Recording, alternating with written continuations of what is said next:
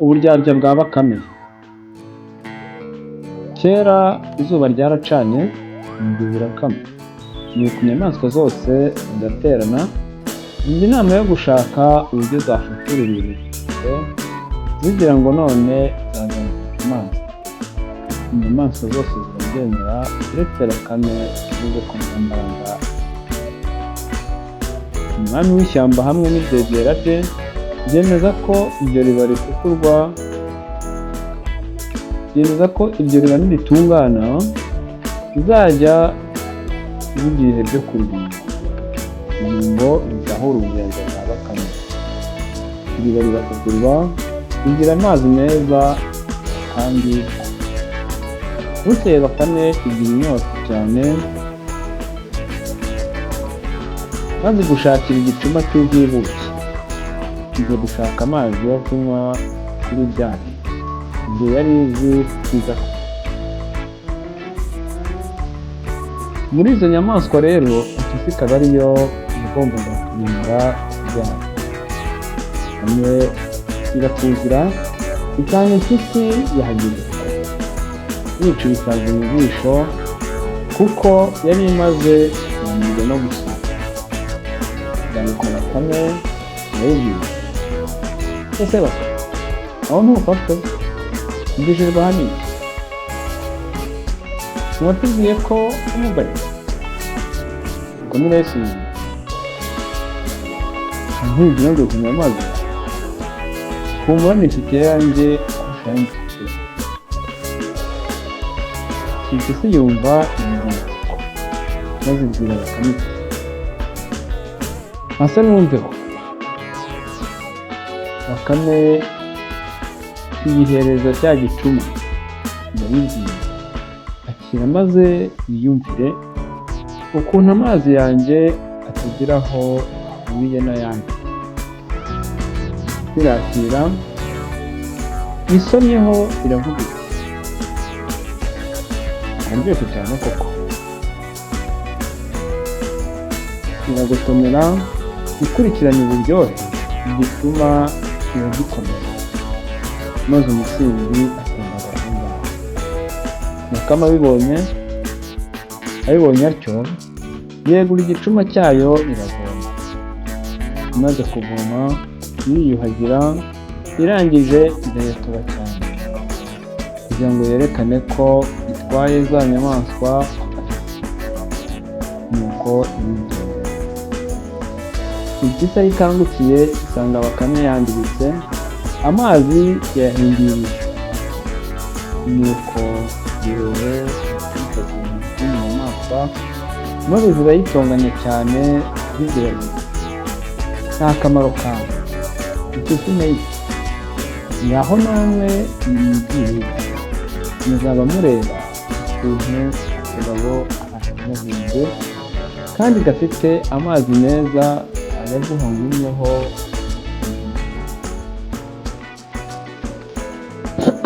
Ariko izasimbuye ya mpyisi ntizashoboye kuyirisha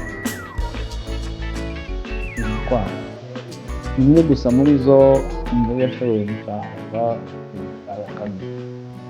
Nyamara zose zarayasuzuguraga, zikayinegura ingendo n'uko itoye. Akanyamaswa yumva ukuntu kagenda, ariko gasodoka karakugendeye gakururuka. Kageze kuri rya riba kihisha mu mazi. Bakame uko yakamenyereye iraza no kwibuka, yihamagaza ubusa kugira ngo irebe ko hari inyamaswa yaba yagiye. Ibonye ko ari ntayo, irira rishoka ivome nk'uko bisanzwe. Itaratangira kuvoma, akanyamasyo kayisinziriye akagira, karayikomeza karayijyana n'imbere y'umwami w'ishyamba. Inyamaswa zose zirakorana, inama zimaze kwiyemeza, Bakame icirwa urubanza rwo gucibwa umutwe. Ubwo ariko mbere yo zagombaga kuba ziboshye kugira ngo zitabona igice. Mu gihe zigishaka umugozi ukomeye, Bakame arabyumviriye.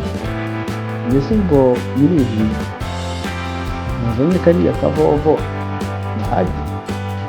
Reka ntabwo Bakame nduhuje izindi nyamaswa ziri.